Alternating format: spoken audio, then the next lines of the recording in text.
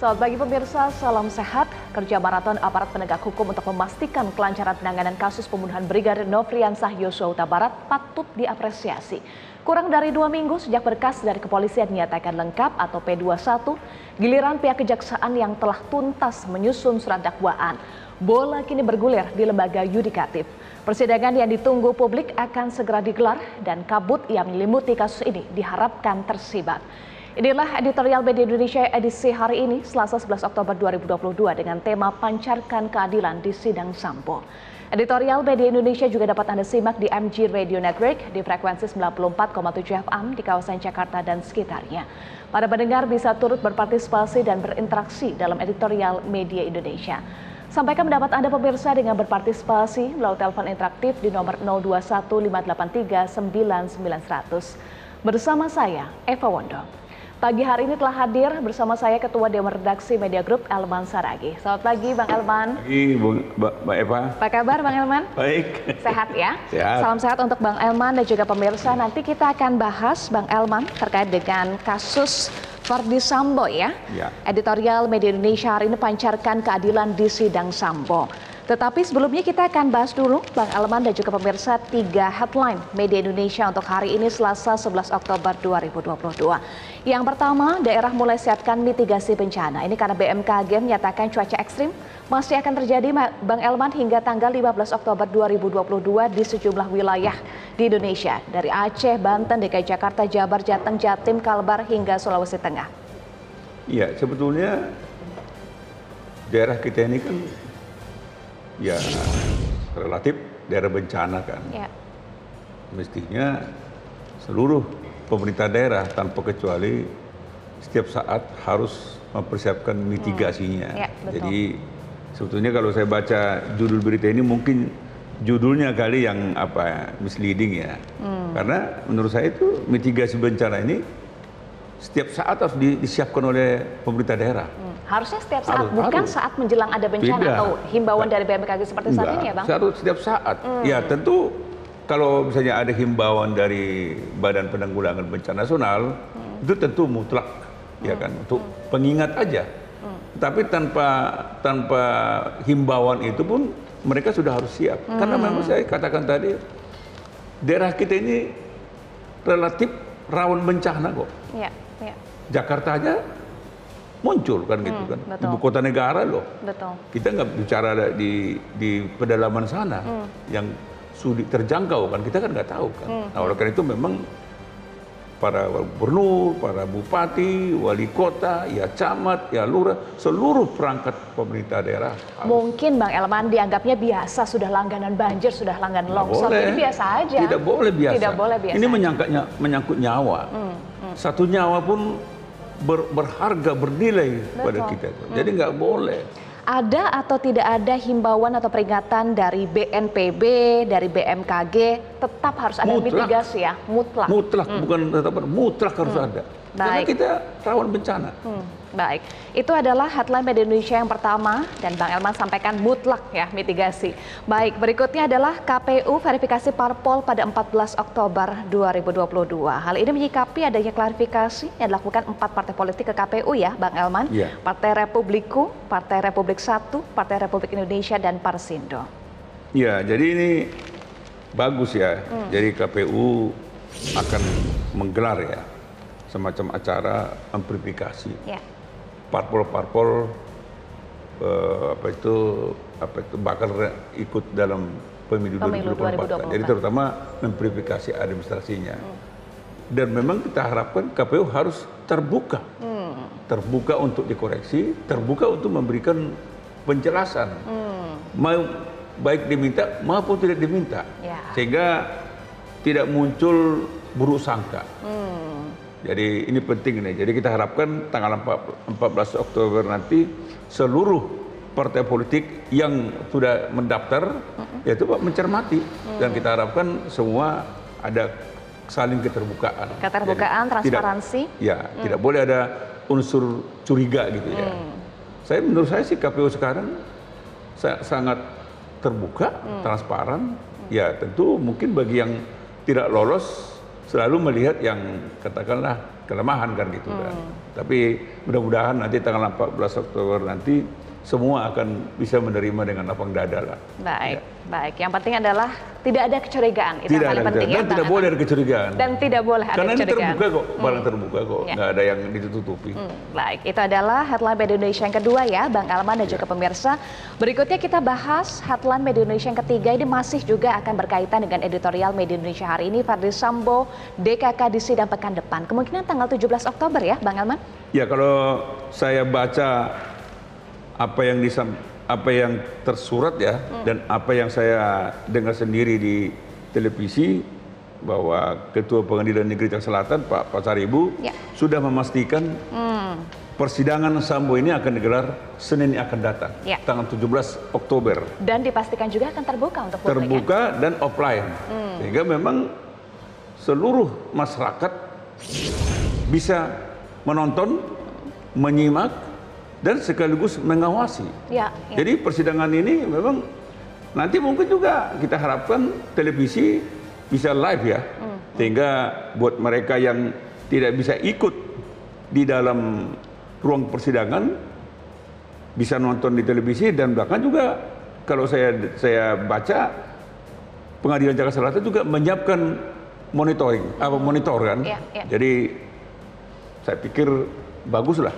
Bagus karena kita sebagai masyarakat bisa akan turut mengawasi sidang ini. Betul, ya, karena Bang ini Elman? kan kasus ini, Sambo ini, sekaligus kita mau coba langsung kita bicara tentang editorial Iya, pagi ini. masih berkaitan dengan Ya, editorial ya. Media Indonesia Jadi, hari, pancarkan keadilan di ya, sidang Sambo. kasus Sambo ini memang kalau saya mengatakan terbesar pada waktu ini ya. Terbesarnya Terbesar, kenapa? karena memang pelaku utamanya adalah orang yang sangat dihormati.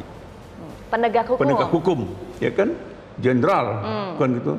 Dan korbannya pun apa yang turut serta di dalam permufakatan pembunuhan ini juga, coba berapa banyak, berapa Melibatkan puluh banyak perwira muda. Betul. Yang akibatnya karir mereka juga hancur lebur kan gitu kan.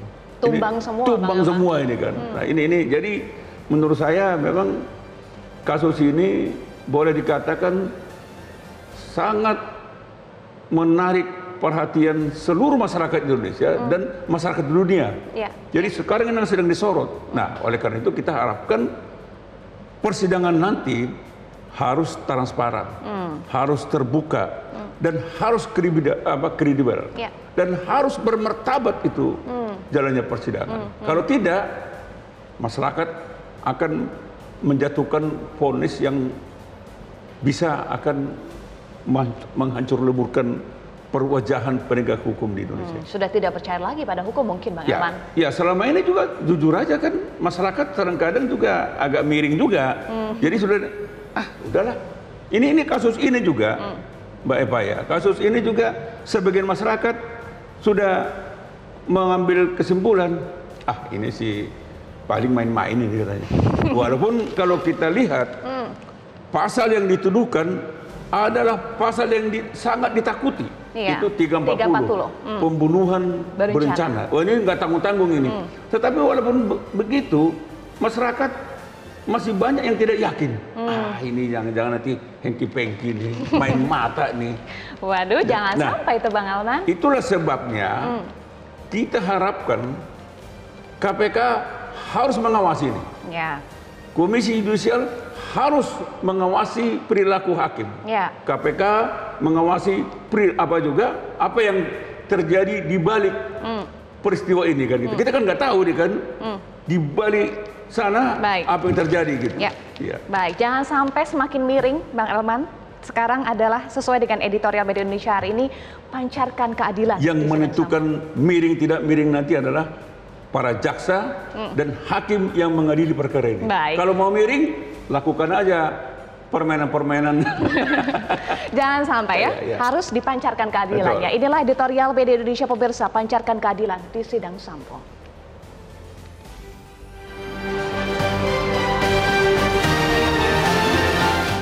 Pancarkan keadilan di sidang Sambo.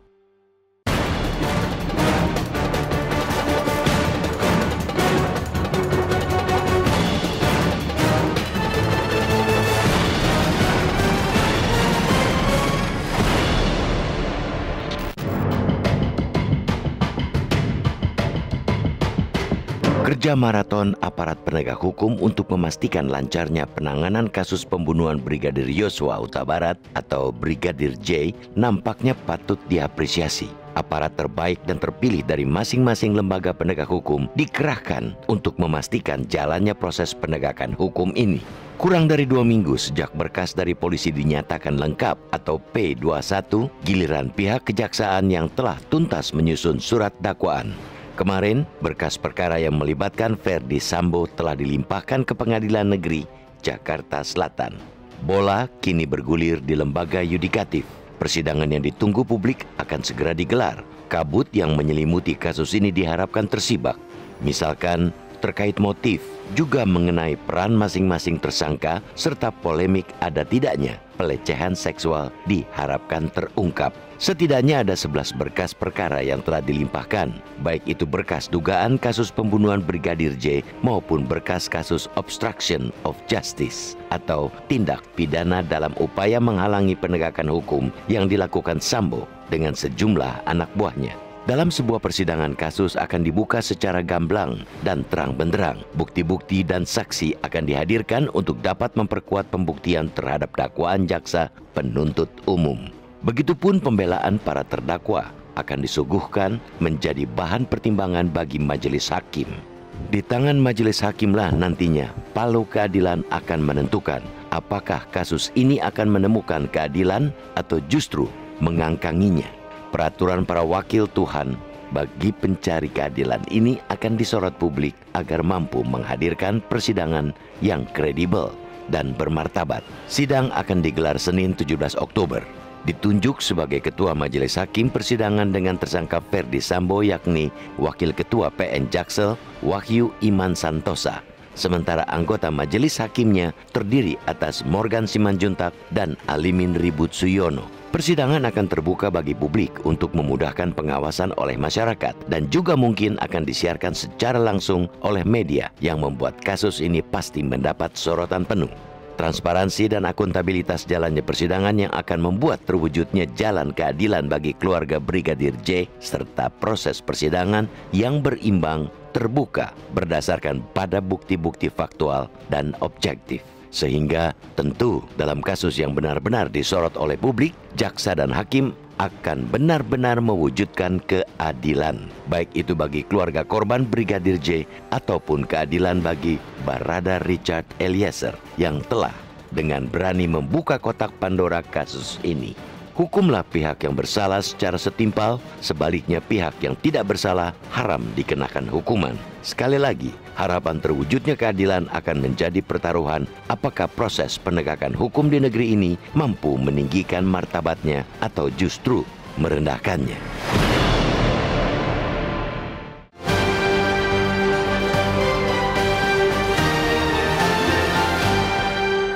Pemirsa, kita jeda dulu. Editorial Media Indonesia akan kembali sesaat lagi untuk Anda. Tetaplah bersama kami.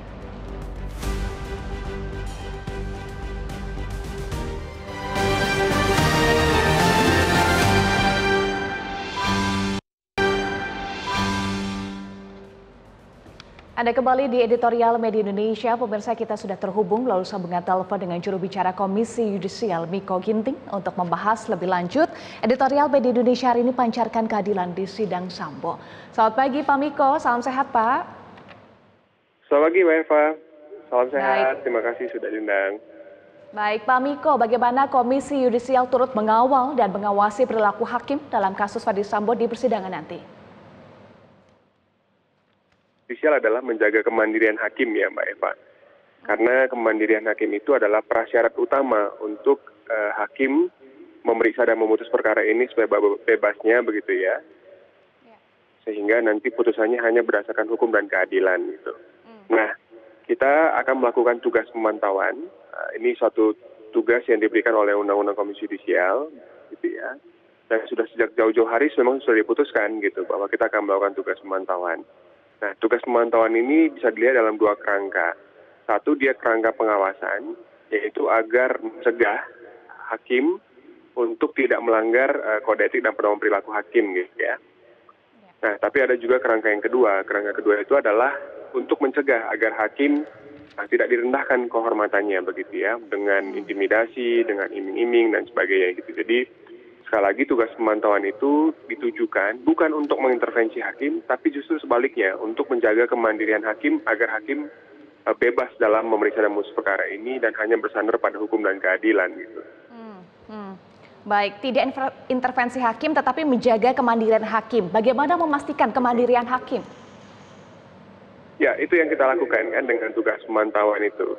Jadi dalam tugas pemantauan itu kita akan melakukan hadir di persidangan ya tentu saja, tapi juga ada juga metode lain. Misalnya kita Komisi Yudisial begitu ya, itu ada pemantauan yang tampak yang tadi hadir di persidangan, ada pemantauan yang tidak tampak gitu. Nah, dan secara berkala kita akan menganalisis gitu ya temuan-temuan yang didapatkan di lapangan gitu. Nah, nanti kita akan simpulkan dalam laporan hasil pemantauan. Baik, ukurannya atau indikator kemandirian hakim itu ada di mana ya? Indikatornya bagaimana Pak Miko? Ya, ini yang memang agak sulit ya untuk didefinisikan gitu. Bahkan para ahli juga mendefinisikan kan sebaliknya. Jikalau kemandirian hakimnya tidak ada, maka itu yang bisa dilihat gitu ya. Tapi kalau kemandirian hakimnya tidak ada gitu, maka itu sulit didefinisikan. Tapi paling tidak kita bisa melihat dari satu, ketika hakim menjalankan persidangan mengikuti kode etik dan pedoman perilaku hakim. Itu kan tampak sekali ya, bagaimana hakim memimpin persidangan, bagaimana hakim menjaga tata tertib, bagaimana hakim memberikan kesempatan yang sama bagi kedua belah pihak gitu ya. Bagaimana hakim menunjukkan sikap arif dan bijaksana dan sebagainya gitu. Jadi kita punya 10 pedoman kode etik dan pedoman perilaku hakim. Itu dalam kerangka kode etik. Tapi ada juga misalnya kasus-kasus ya, bukan kasus ini ya, tapi kasus-kasus yang kita tangani di mana hakim melaporkan bahwa kehormatannya direndahkan, misalnya dengan intimidasi, dengan tekanan, dengan ini dan sebagainya gitu. Itu ada juga yang kita terima gitu. Jadi basisnya memang pengamatan dan laporan dari hakim itu sendiri gitu. Tentu kita tidak harapkan ya jika ada hakim yang tidak bisa menjaga kemandiriannya, apa ancamannya Pak Miko? Kalau tadi ada dua spektrum ya, satu pengawasan, satu advokasi. Kalau misalnya kita mengakses bahwa hakim tidak bisa menjaga kemandiriannya karena misalnya tekanan gitu ya. Tekanan ini kan juga bisa langsung pada hakim, bisa juga pada kerabatnya ya, yang berdampak pada terganggunya fungsi hakim dalam memeriksa dan memutus perkara. Nah, kalau kerangkanya dalam advokasi, maka kita akan melakukan tindakan-tindakan. Jadi di Undang-Undang Komisi Yudisial itu ada 2 tindakan, mengambil langkah hukum dan mengambil langkah lain. Gitu ya, bagi perlindungan kemandirian hakim itu gitu. Nah, bisa jadi kita misalnya berkoordinasi dengan pihak kepolisian, bisa jadi kita merekomendasikan kebijakan-kebijakan tertentu bagi pengadilan dan Mahkamah Agung misalnya begitu ya. Nah, itu dalam kerangka advokasi. Tapi kalau dalam kerangka pengawasan misalnya di mana hakim tidak ada intimidasi, tidak ada iming-iming, tapi melakukan misalnya pelanggaran kode etik dan pedoman perilaku hakim gitu ya. Nah, kita akan lakukan pemeriksaan gitu. Kita akan melakukan pemeriksaan, kita akan melakukan penelusuran fakta dan keterangan sehingga nanti bisa diputuskan gitu apakah perbuatan itu melanggar kode etik atau tidak. Kalau melanggar kode etik ancamannya? Ada 3 derajat sanksi ya. 1 sanksi ringan, ada sedang dan berat gitu ya. Dan kemudian ada satu lagi sanksi yang sifatnya berat dengan pemberhentian. Nah, itu tergantung dengan perbuatan gitu ya. Jadi perbuatannya seberat apa, maka sanksinya nanti akan mengikuti begitu. Tapi sekali lagi Komisi Yudisial ini juga perlu diluruskan gitu ya. Komisi Yudisial tidak bisa kemudian langsung serta-merta menjatuhkan sanksi begitu. Jadi setiap laporan itu tentu akan ada tahapan dan prosesnya gitu ya. Yang kemudian akan ada pemeriksaan, akan ada penelusuran fakta dan sebagainya gitu. Baik, sebelumnya Komisi Yudisial juga mengusulkan adanya safe house bagi hakim. Apa alasannya? Mengapa muncul usulan ini? Kalau kita lihat kasus ini kan memang kasus yang sangat menyita perhatian publik ya. Saya pergi ke beberapa daerah gitu yang dibicarakan adalah kasus ini gitu. Nah, satu misalnya indikator yang paling jelas. Yang kedua, saya sering kerap menggunakan istilah dari Pak Mahfud gitu kan. Kasus ini punya dimensi struktural dan psikopolitik gitu ya.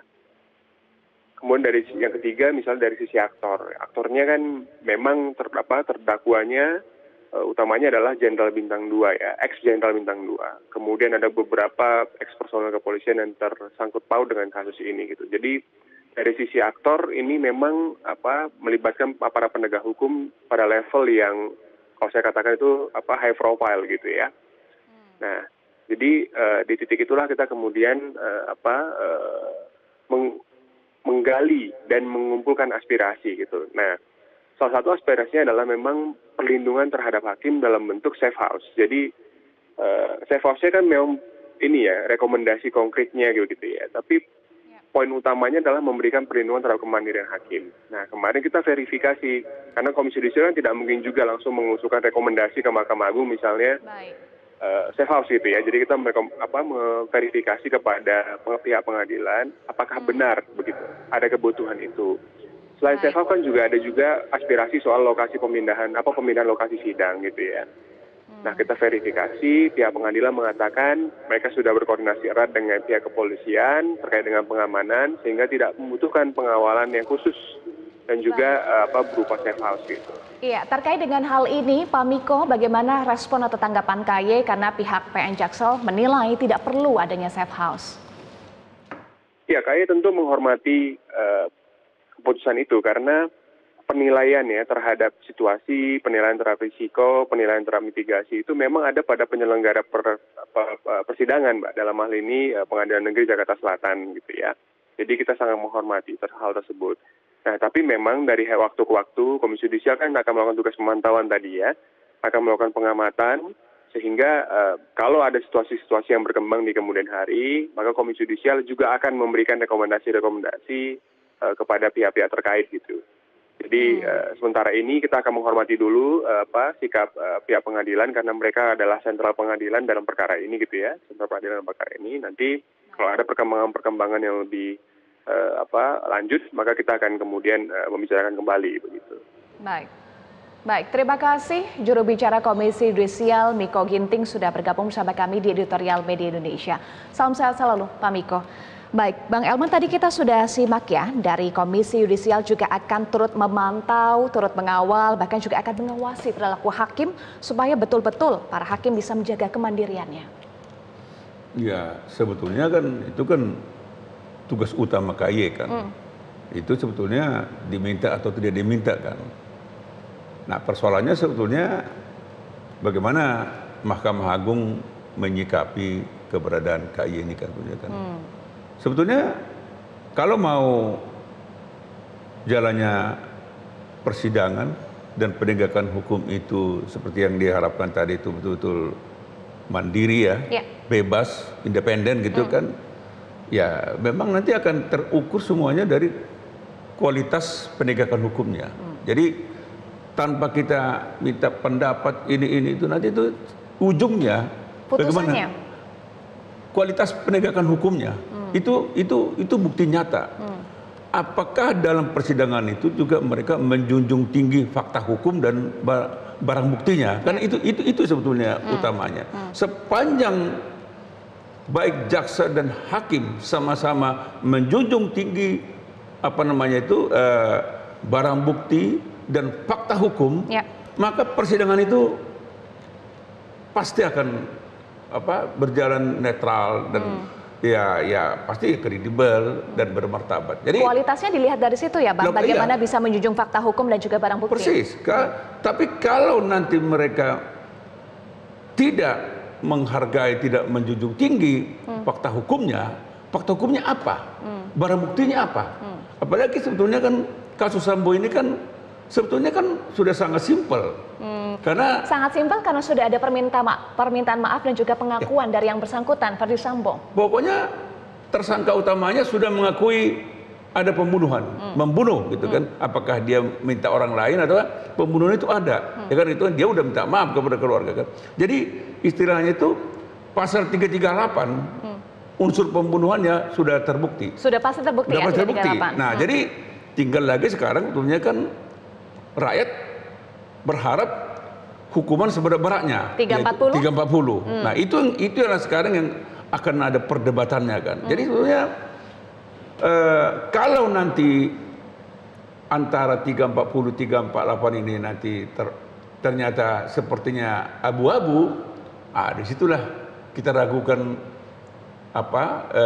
kenetralan jaksa dan hakim. Dan kan Jaksa Agung Muda Tindak Pidana Umum kan mengatakan 30 jaksa yang dipersiapkan untuk kasus ini jaksa terbaik dan jaksa pilihan. Iya, 30 jaksa penuntut umum untuk perkara pembunuhan berencana atau 340 ya Bang, dan 43 JPU untuk kasus perintangan penyidikan. Pokoknya seluruh jaksa terbaik dan pilihan kan gitu kan. Nah, tim terbaik. Ya pokoknya itu. Nah, itu kan sebetulnya kan masyarakat sudah kenyang dengan pernyataan-pernyataan seperti ini. Kenyang, dan bahkan masyarakat tidak memerlukan lagi pernyataan seperti ini. Masyarakat tinggal menunggu, buktikan itu nanti dalam persidangan. Apakah dakwaan jaksa ini betul-betul berkualitas? Berkualitas artinya apa? Mampu jaksa membuktikan hakim untuk menjatuhkan vonisnya 340 dan 348 kan gitu. Itu aja sebetulnya. Nah, kalau memang nanti hakim memvonis yang lain, nah kita nggak tahu di mana masalahnya. Apakah jaksanya, dakwaan jaksanya tidak berkualitas, atau hakimnya yang tidak berkualitas, kita nggak tahu. Gitu. Masyarakat sudah kenyang dengan kata-kata, butuh aksi atau butuh hasilnya nanti ya. Sudah nek dengan pernyataan itu. Kita jeda dulu, pemirsa, kami akan kembali usai jeda. Tetaplah bersama kami di Editorial Media Indonesia.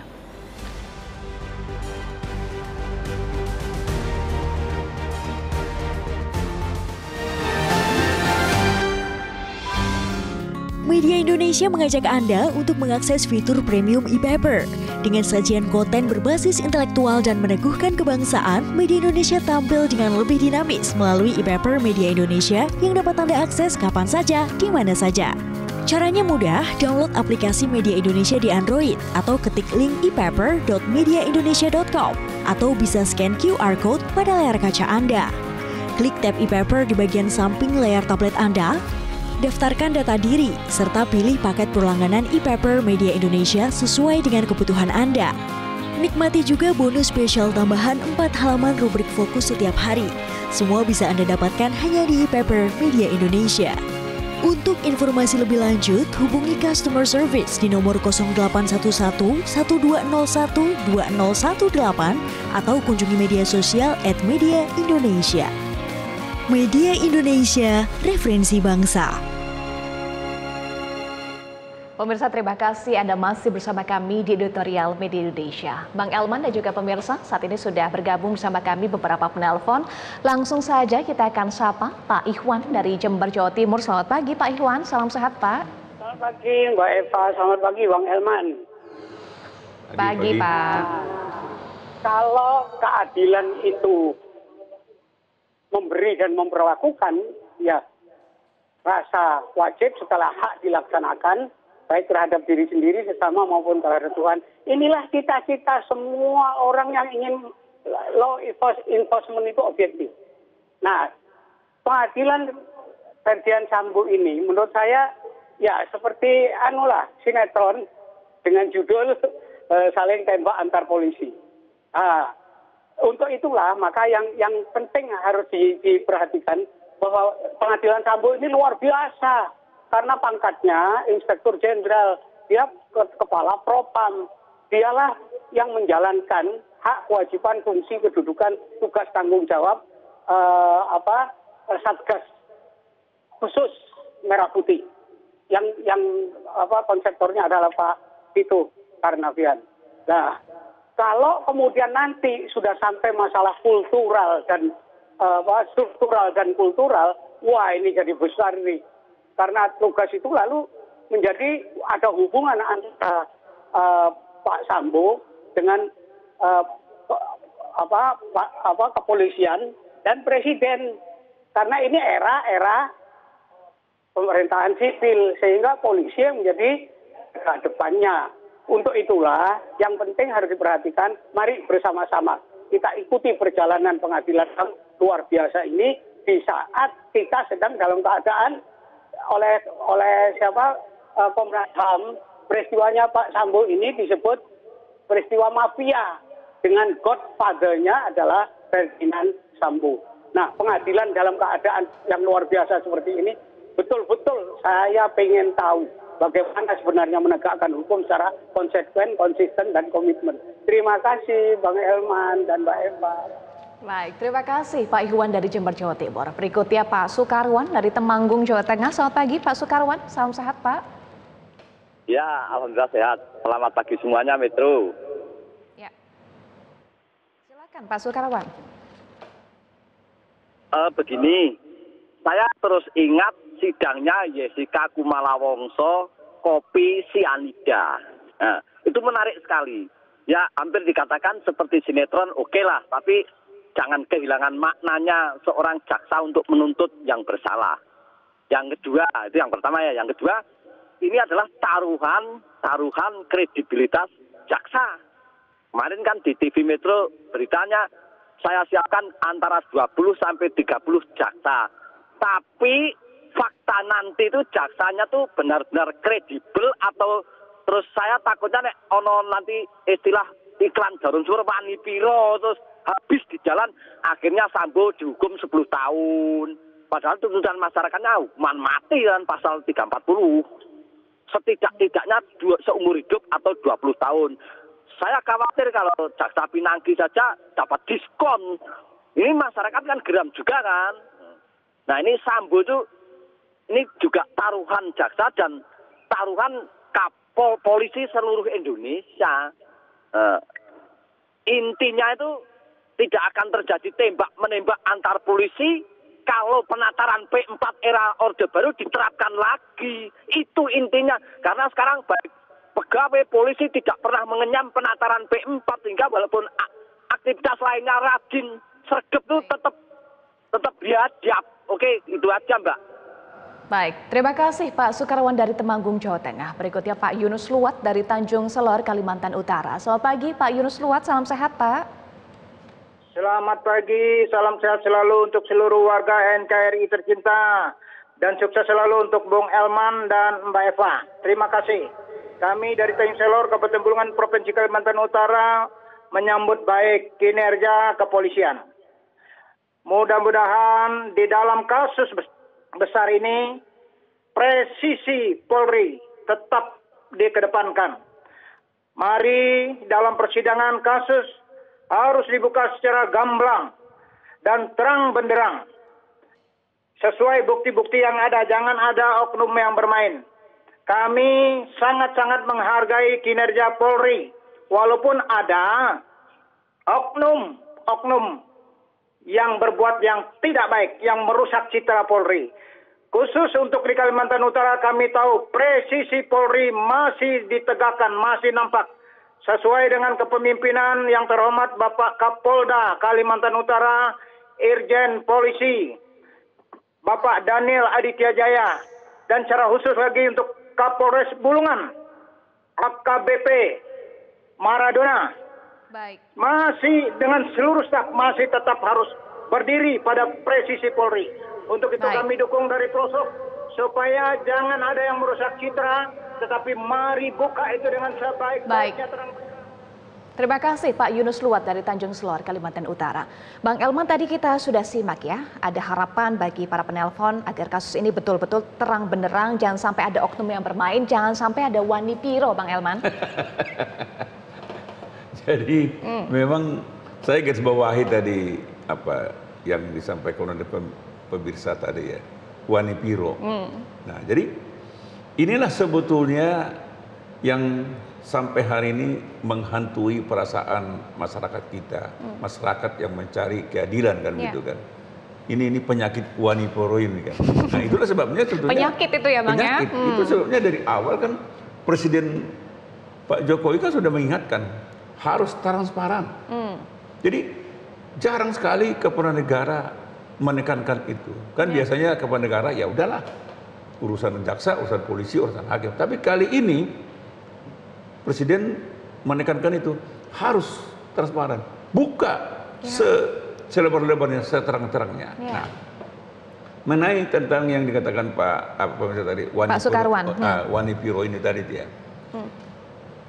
Harapan kita juga kan sama kan. Itu sebabnya kita menekankan ya, tidak. Artinya gini, kenetralan jaksa, kenetralan hakim, sampai hari ini masyarakat masih tanda tanya. Apakah para jaksa dan para hakim nanti akan netral di dalam persidangan Sambo dan kawan-kawan ini? Kenapa? Seuzon. Ya. Artinya ini memang sulit dilepaskan ya Bang dari kekhawatiran ini ya. Apakah mereka menganggap ini terlaluan atau prejudis, berburu sangka? Ya. Karena ini juga itulah kesan masyarakat. Kenapa? Ini kan tersangka utama ini kan sangat berpengaruh, sangat dihargai oleh pengagumnya lah ya. Nah, itu makanya khawatir apakah pengaruh dari tersangka ini tidak berpengaruh ke jaksa, ke hakim dan seterusnya. Nah, inilah sebetulnya yang diingatkan oleh pemirsa pagi ini. Jangan wani piro. Nah, kalau itu terjadi, kalau memang terjadi wani piro ini, maka tenggelamlah penegakan hukum di Republik ini. Harga yang sangat mahal akan dibayar oleh hukum kita, Bang Elman. Kalau misalnya ada oknum yang, iya, oke, wani piro itu. Ya, dan dana itu tidak cukup dibayar oleh jaksa dan hakim. Ya. Bangsa ini akan membayarnya, terpaksa. Jadi, ya, jangan itulah. sampai ya, Bang. Jangan sampai. Maka itu kita minta persidangan Sambo ini harus diawasi, terutama KPK ya. Tentu kita harapkan dari internal kejaksaan, apakah itu jaksa pengawas, apakah jam intel atau pengawas yang lain, dan kita harapkan juga KY ikut mengawasi perilaku hakim. Ya. Masyarakat tentunya juga harus mengawasi dengan mata dan telinganya. Mana tahu dengar-dengar ada wani piro, segera laporkan. Karena kalau sampai terjadi wani piro, nanti kita bisa lihat nanti kan. Kan tuduhannya kan 340, 348. Nah, kalau nanti tuduhan ini nanti gugur semuanya, Mbak Eva bisa bayangkan betapa hancurnya perasaan tidak hanya keluarga korban ya, tidak hanya keluarga korban Yosua Huta Barat ya, masyarakat juga merasa dikorbankan. Oleh karena itu kita harapkan jaksa yang mewakili negara dan mewakili korban harus betul-betul harus betul-betul memang harus betul-betul serius mau memperjuangkan, membuktikan 340 dan 348 ini. Dan 338 ya. 338 ini. Kita semua punya peran untuk mengawasi ini ya, Bang Elman. Kita akan bahas lagi usai jeda. Pemirsa tetaplah bersama kami di Editorial Media Indonesia. Kami akan kembali sesaat lagi untuk Anda.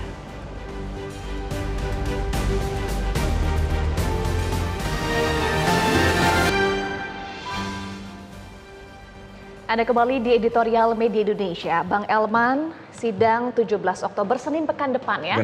Sebentar lagi sidang akan digelar secara terbuka. Apakah ini juga harapan bagi kita semua untuk bisa mengawasi kasus ini? Kasus yang sudah menyita perhatian publik dan juga baik di dalam negeri maupun di luar negeri, Bang Elman. Ya, harapan kita kan peradilan Sambo ini kan menjadi tontonan yang menarik kan. Karena 3 bulan lebih loh kasus ini udah muncul, dan dari awal kasus ini juga kan sangat aneh kan. Peristiwa pembunuhannya tanggal 8, tapi baru muncul tanggal 11 kan. Jadi memang ini sudah penuh dengan gonjang-ganjing ini. Banyak dramanya, Bang Banyak Elman. dramanya, ada kebohongan, ada rekayasa dan sebagainya kan. Maka dibilang tadi oleh salah satu penelpon, ini seperti sinetron. Sinetron betul. Ini tidak salah. Ini seperti sinetron. Jadi sangat menarik untuk ditonton. Oleh karena itu memang kita apresiasilah Pengadilan Jakarta Selatan yang membuka persidangan ini untuk ditonton masyarakat. Tapi jangan sampai kehilangan maknanya untuk mengungkap kasus ini secara terang benderang. Itu tadi. Makanya fokus utamanya yang harus diingat, harus dilakukan oleh para jaksa dan para hakim adalah kenetralan mereka di dalam mengadili perkara ini. Dan tujuan utama mereka adalah menegakkan hukum, menghukum yang bersalah dan membebaskan orang yang tidak bersalah. Katakanlah misalnya seperti berada E misalnya kan. Ini kan apa itu kan saksi yang apa itu yang akan membuka menjadi justice collaborator kan. Nah, kita harapkan jaksa harus betul-betul memberi ruang dan menjaga apa itu berada ini Ebenezer ini ya. Eliezer ini supaya dia betul-betul akan menyampaikan apa yang terjadi sesungguhnya, apa yang dia lihat, apa yang dia lakukan dan kenapa dia melakukan itu. Nah, ini kan penting. Dan kita minta juga saksi-saksi yang lain bernyanyilah dengan jujur. Sampaikanlah apa yang disaksikan. Jangan sampai berkata yang tidak dia saksikan. Gitu. Itu penting. Sehingga jalannya persidangan ini akan menarik untuk ditonton. Harapan kita kasus Sambo ini menjadi bukti bahwa penegakan hukum di Republik ini betul-betul kredibel dan bermartabat. Ya, kita harapkan bersama Bang Elman keadilan betul-betul bisa terpancar di sidang Sambo pada Senin 17 Oktober pekan depan. Harapan kita, harapan masyarakat dan masyarakat dunia juga nonton loh. Jadi jaksa dan hakim hati-hati loh. Hati-hati ya. Jangan sampai wani piro. Jangan sampai wani dan pokoknya teropong. Baik, kita awasi bersama ya Bang Elman. Terima kasih Bang Elman Saragih sudah bergabung bersama kami di editorial PD Indonesia. Salam sehat selalu Bang Elman. Pemirsa, jaksa dan hakim diharapkan benar-benar mewujudkan keadilan baik bagi keluarga korban Brigadir J maupun keadilan bagi Barada Richard Eliezer yang telah dengan berani membuka kotak Pandora kasus ini. Harapan bagi terwujudnya keadilan akan menjadi pertaruhan apakah proses penegakan hukum di negeri ini mampu meninggikan martabatnya atau justru merendahkannya. Demikian editorial Media Indonesia untuk hari ini. Atas nama rekan-rekan yang bertugas, saya Eva Wondo pamit undur diri. Terus patuhi protokol kesehatan, tetaplah bersama kami di Metro TV dan salam sehat.